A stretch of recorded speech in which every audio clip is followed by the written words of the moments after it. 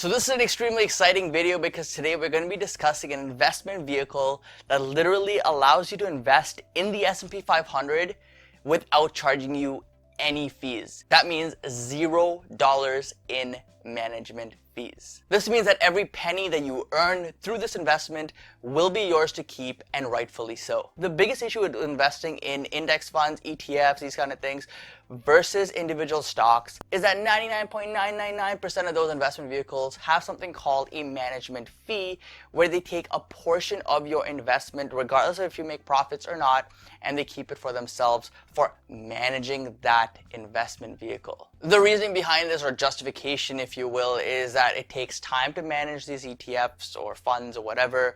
So as a result, the fund manager needs to be compensated, and so they'll take a small cut of your portfolio value every single year. And because the management fees are usually a percentage, it typically means the more money you make or the more money you have in your portfolio, the more you're going to pay in these fees. And really, depending on the fund or the company that runs these funds, like Vanguard, iShares, Blackrock, pick your favorite fund management company out there, the fees can range from somewhere between, say, a couple basis points to a couple hundred basis points. And don't even get me started on these fees. I've made some videos on this before.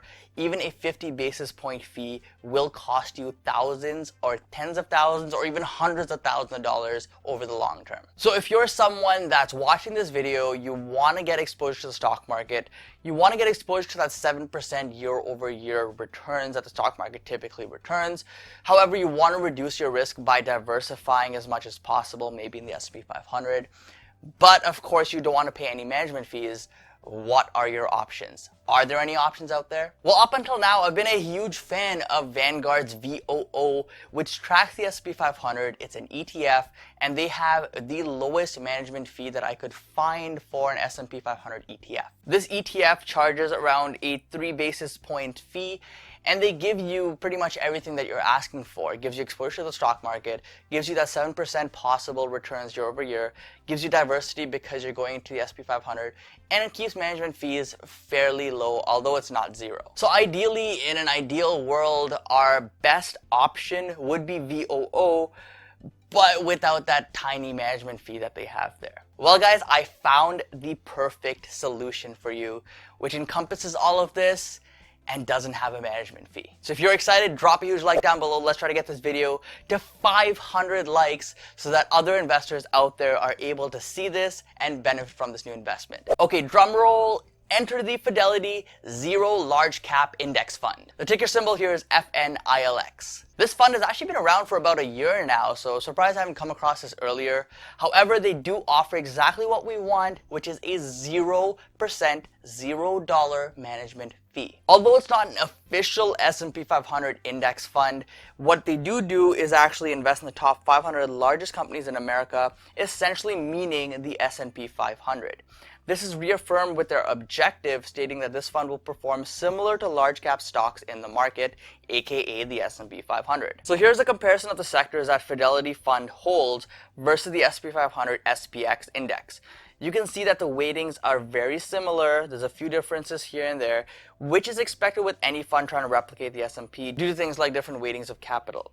But for the most part, it's pretty close, and your performance should be fairly in line with the actual S&P 500 over the long term. So this looks pretty good, but when we compare the top 10 holdings, I did notice a few differences, which is something to make note of. I don't think it's a big deal, but it's something you need to understand. The top 5 holdings for both of these options are the exact same in line.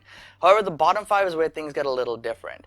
Johnson & Johnson, JP Morgan Chase, and Google are included in both. However, ExxonMobil is weighted in the top 10 in the Fidelity Fund versus Procter & Gamble in the actual S&P 500. This could change over time with rebalancing, and there isn't much of a concern as both funds will include more or less all of the same stocks.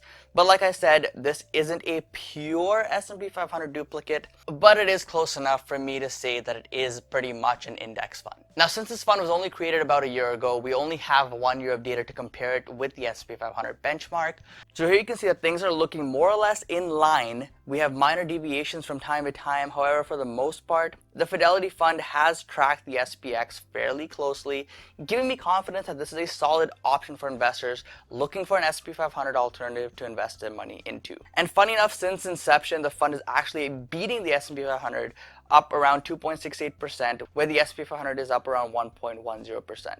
Over the long run, however, I think this will more or less be the same, so I wouldn't focus too much on the short-term performance. And now the elephant in the room, which we must discuss and you must understand here, is what kind of fund this is. Unlike VOO from Vanguard or other ETFs from other companies like iShares or Blackrock, this Fidelity fund is actually a mutual fund. Now, before you're scared off, hold on, listen to this. It's not as bad as it sounds. Now, on the plus side, because this is a mutual fund, you're able to go in and purchase fractional shares on any broker. You don't have to be signed up with something like M1 Finance. If you are interested, to have a link description down below for an affiliate. But anyways, aside, you don't have to be with them. You can be with any broker, as they allow fractional shares for mutual funds. There's also no minimum dollar requirement for this investment, meaning you can start off investing, say, just $100 in this investment, or you can even go in and throw thousands of dollars in. It doesn't really matter. Anyone, anywhere can get started with this option. The negatives, however, is that one, some brokers do charge you a higher commission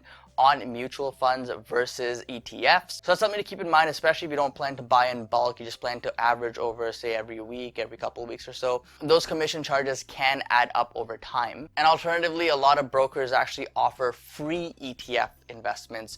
So you can actually keep purchasing those ETFs as often as you want and they don't charge you commission. So I mean, you kind of have to weigh the pros and cons here and see if that savings in the commission charge from ETFs is worth paying that management fee in ETFs. And the second negative I see with any mutual fund really is that you don't have the liquidity and flexibility like you do in ETFs or stocks. When you make a purchase or a sell order in a mutual fund, it's typically executed after hours and it'll be executed at a certain price. Whereas with ETFs and with stocks, you can actually make that buy or sell decision on the spot during market hours, and your order will execute pretty much immediately as long as you're at the bid or ask price. This isn't really a big deal for long-term holders who plan to just keep buying and just keep building up this position over the long term.